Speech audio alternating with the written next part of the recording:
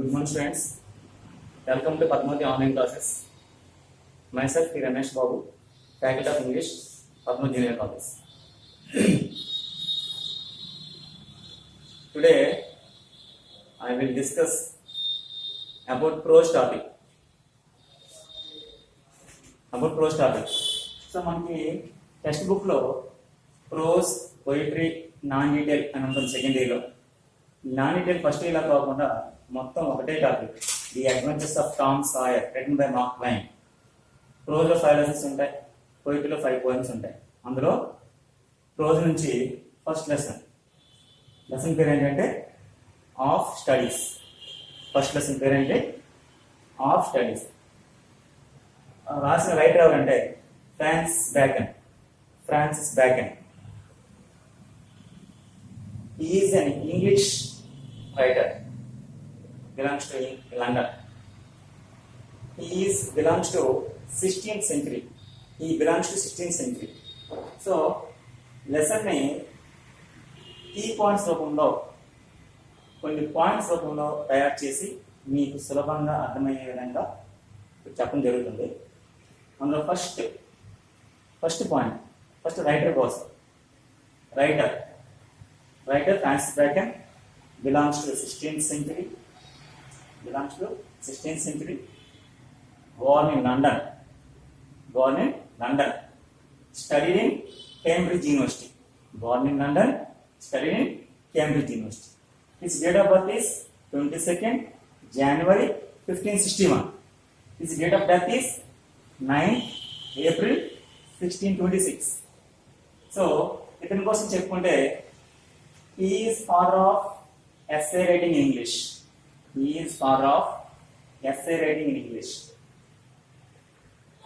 is famous for valuable quotes.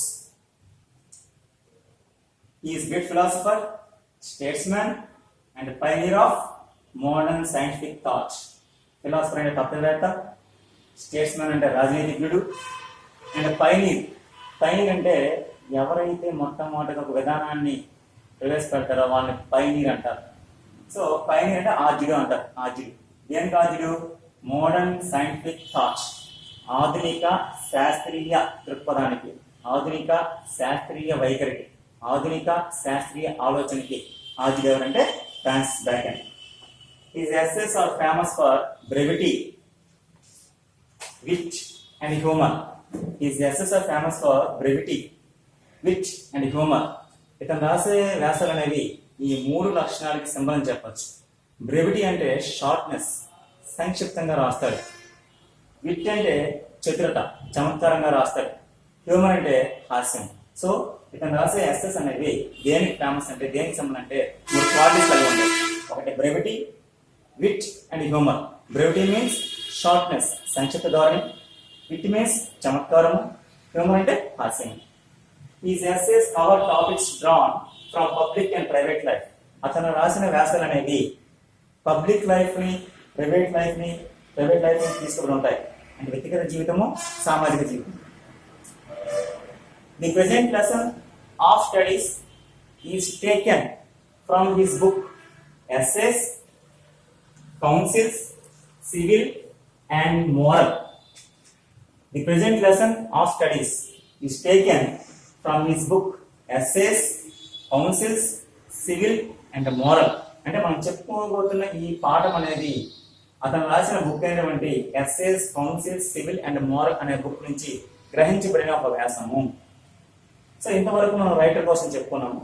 ఇప్పుడు లెసన్కి వచ్చేసరికి study of స్టడీస్లో స్టడీ అంటే అతను అధ్యయనం. ఎడ్యుకేషన్ వేరు, స్టడీ వేరు. ఎడ్యుకేషన్ అంటే విద్య, రీడింగ్ అంటే చదవడం, స్టడీ అంటే అధ్యయనం. 3 అర్థాలు ఉన్నాయి. ఎడ్యుకేషన్ అంటే విద్య, రీడింగ్ అంటే చదువుకోవడం, స్టడీ అంటే అధ్యయనం. స్టడీ మీన్స్ అధ్యయనం. సో ఈ లెసన్ లో మొట్టమొదటిగా ఏం చెప్తున్నానంటే, స్టడీ అనేది పర్పస్ కలిగి ఉంటుంది. Purpose means use. ఎన్ని యూజెస్ కలిగి ఉంది? 3 uses. Study has 3 uses. Purpose అన్న యూజ్ అన్న ఒకటే. ఏంటి యూజెస్? మనం షార్ట్ లో చెప్పుకుంటే, first use delight means enjoyment. Second use ornament, అది విద్య అనేది మనకు అధ్యయనం లాభం లాగా దోహదపడుతుంది. Third one is ability. Ability is capacity to solve many problems in practical life, in real life. So ఇది షార్ట్ కట్ లో ఇప్పుడు దీనికోసం చెప్తాను చూడండి. Firstly, studies give us back and explains that there are three uses of studies. First one is give us delight in our leisure time and in privacy. మనకి ఏం చేస్తుందంటే అధ్యయనం అనేది లేజర్ టైం, ఖాళీ సమయంలో మనం చదువుకోవడం వల్ల, and in privacy give us delight. Delight means enjoyment. ఖాళీ సమయంలో ప్రశాంతంగా ఉన్నప్పుడు దీన్ని అధ్యయనం చేయడం వల్ల మనకి ఎంజాయ్మెంట్ వస్తుంది. అది first point. We can spend our time reading books which give us both enjoyment and education. ఖాళీ టైంలో మనం ఏం చేస్తామంటే బుక్స్ చదువుతాం. అది మనకి ఏమిస్తుంది? First one is gives enjoyment, second one is education. అంటే అధ్యయనం చేయడం వల్ల ఒకటి ఎంజాయ్మెంట్ వస్తుంది, రెండు విద్య మనకు అబ్బుతుంది. Secondly, reading helps us to speak and communicate with people more efficiently. So, చూడండి, second one, reading helps us to speak and communicate with people more efficiently. అంటే అధ్యయనం వల్ల, చదువుకోవడం వల్ల మనం ఇతరులతో సమర్థవంతంగా మాట్లాడగలము, అలాగే కమ్యూనికేట్ బాగా ప్రసారం చేయగలము. అంటే ఆర్నమెంట్ లా పనిచేస్తుందని చెప్పాను. ఇది first one delight, second one ornament. Thirdly, studies help us to deal with our problems of life more effectively. So third one, studies help us to deal with our problems in life more effectively. మనకు జీవితంలో, నిత్య జీవితంలో ఎదురయ్యే సమస్యలని సమర్థవంతంగా ఎదుర్కోవడాన్ని నేర్పిస్తుంది ఏంటంటే అధ్యయనం. That is called Vidya, that is ability. So అంటే స్టడీ అనేది మూడు రకాల పర్పస్ కలిగి ఉంది.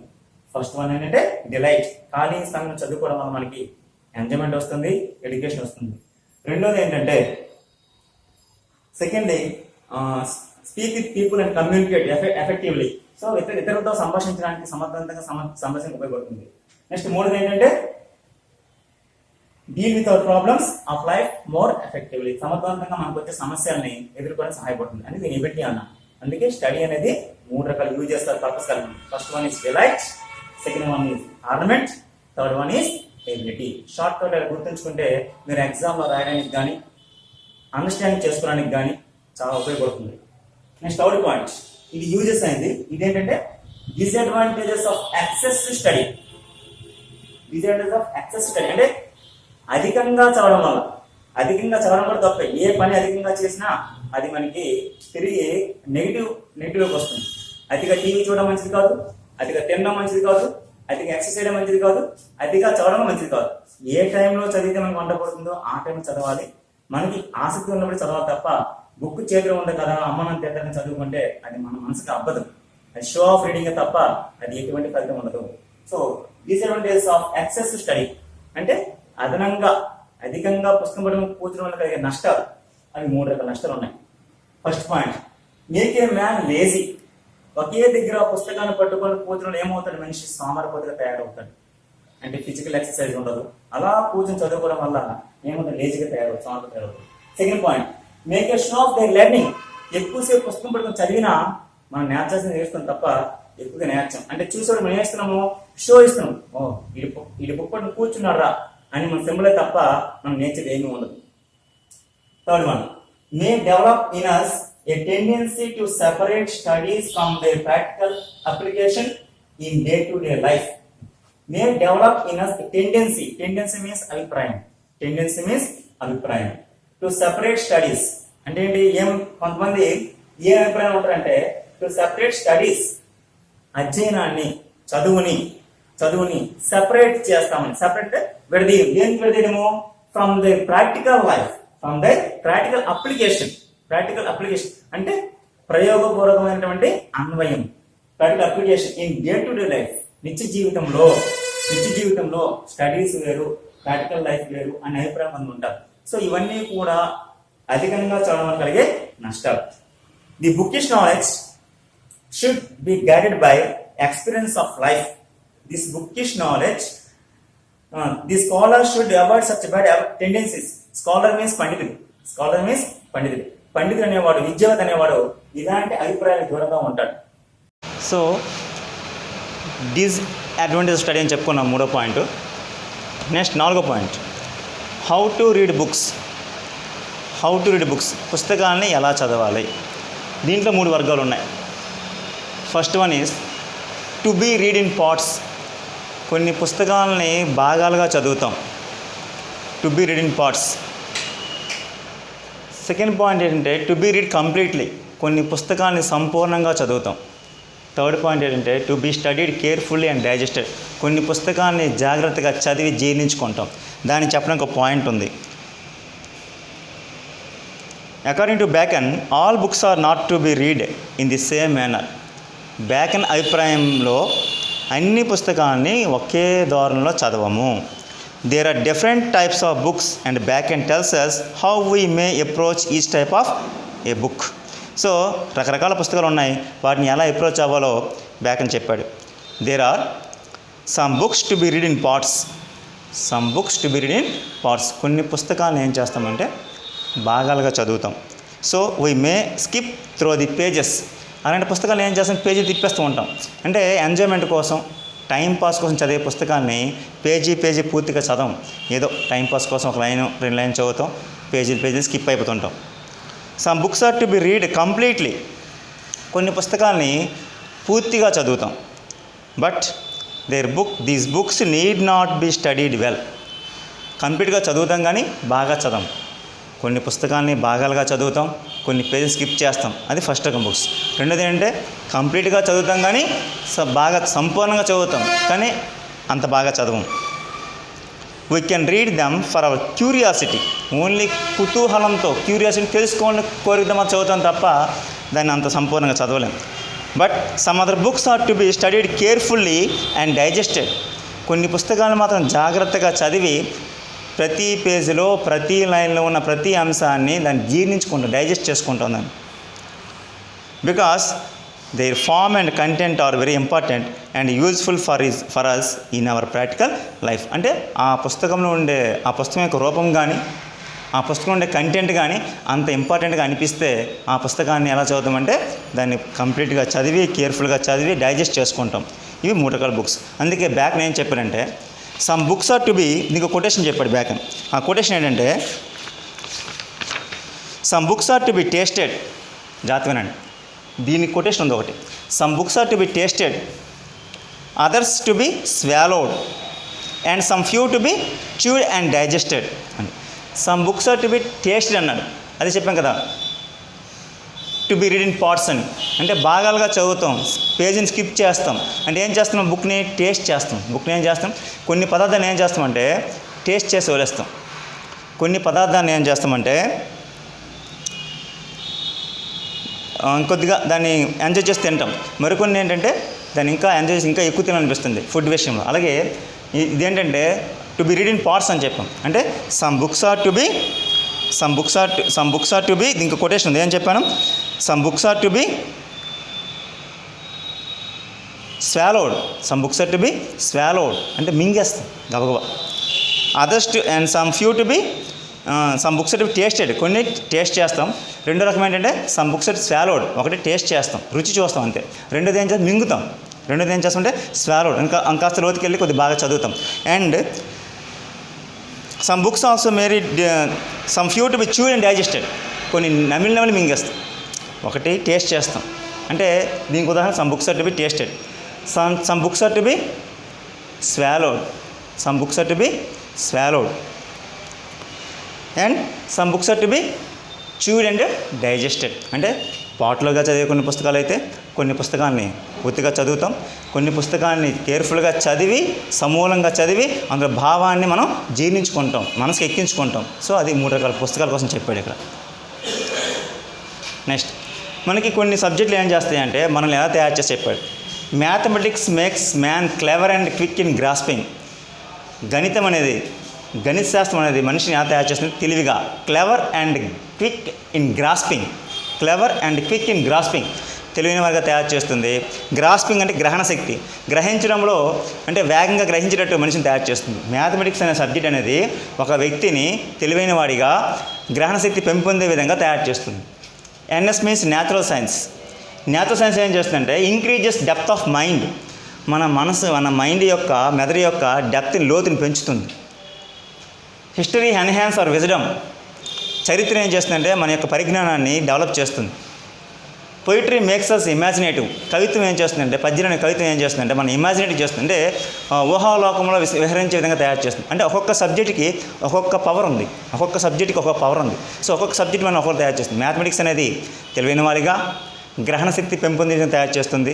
న్యాచురల్ సైన్స్ అనేది మైండ్ యొక్క డెప్త్ని పెంచే విధంగా తయారు చేస్తుంది. హిస్టరీ అనేది మన యొక్క పరిజ్ఞానాన్ని పెంపొందించడం తయారు చేస్తుంది. కవిత్వం అనేది, పద్యాలు అనేవి మనల్ని ఊహాలోకంలో విహరించే విధంగా, మన ఊహను పెంచే విధంగా, మన కల్పిత భావాన్ని పెంచే విధంగా తయారు చేస్తుంది. సో నెక్స్ట్ 5th పాయింట్ ఏంటంటే క్యూర్ డిసీజెస్ ఆఫ్ మైండ్. అంటే studies cure disease of mind. అంటే అధ్యయనం అనేది మన యొక్క మానసిక వ్యాధుల్ని నయం చేయగలుగుతుంది. ఎలా అంటే first mathematics cure for mind wavering అంటే దాన్ని ఏమంటే మానసిక చంచల్యం.